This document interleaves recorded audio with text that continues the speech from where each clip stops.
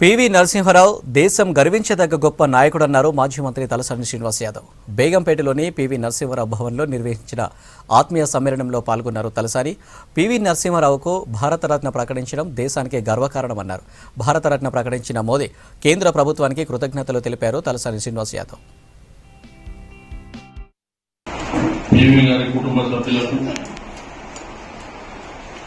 అదేవిధంగా రామానంద తీర్థ వారి educational institutions students కు ఈ కార్యక్రమంలో భాగస్వామ్యమైనటువంటి మిత్రులకు అందరికీ నమస్కారం.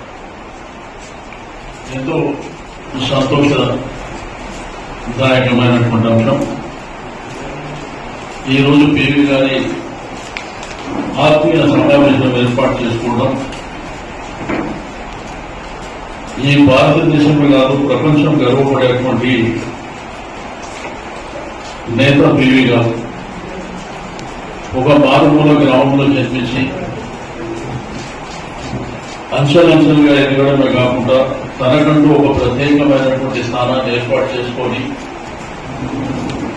ఒకవైపున